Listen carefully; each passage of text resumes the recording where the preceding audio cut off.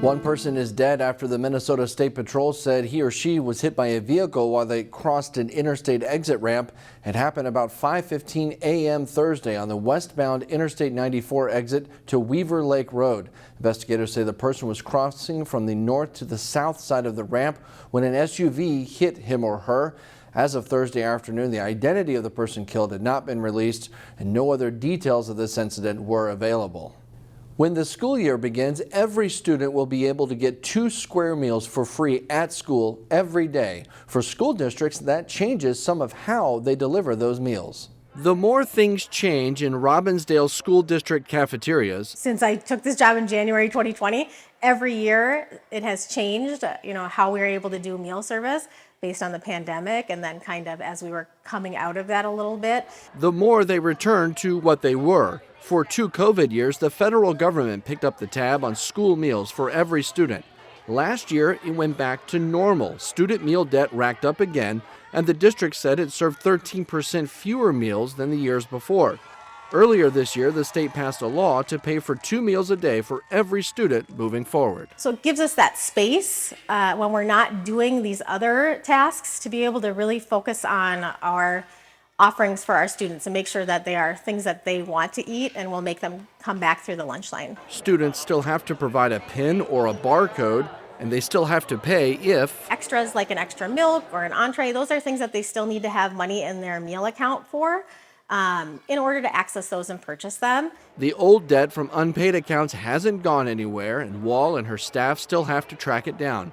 And they still want families to fill out the free and reduced meals applications. It provides benefits for the family. They can access reduced price internet, reduced admission to local museums like the Children's Museum, those kinds of things.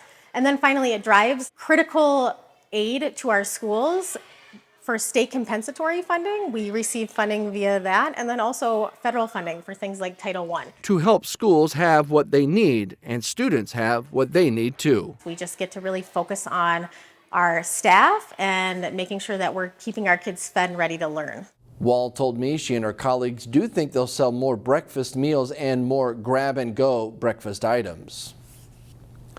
According to new state education data, kids across Minnesota school districts are still far behind in math and reading proficiency compared to pre-pandemic levels, and teachers are struggling to keep up. According to the education nonprofit Impact, before the pandemic hit, Minnesota already had disparities between white and non-white learners, and the group believes the pandemic made those discrepancies even more stark. And that's where tutors come in. Schools need them.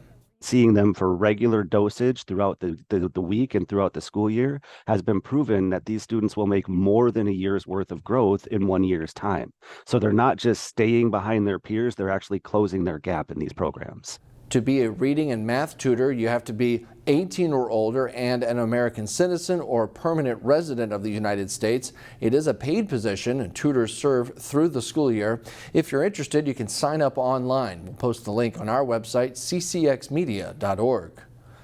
The Minnesota State Fair officially opened at 7 a.m. Thursday with the pandemic largely in the rearview mirror. The Great Minnesota Get-Together is expected to draw as many as 2 million visitors over 12 days.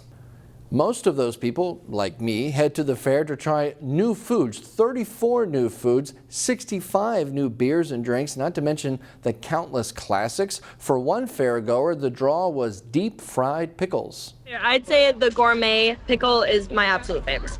There are thousands of menu items from more than 270 vendors, including 7 new vendors at the State Fair this year.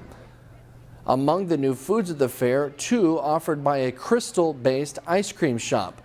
La Michoacana Rose makes payetas, Mexican-style ice pops. This year, just for the fair, it created a mini donut version that contains ice cream and a cinnamon mini donut inside, and a dill pickle lemonade flavored version, which Crystal resident Lonnie Lowe got to try. I have to admit, I actually drank pickle juice out of the jar.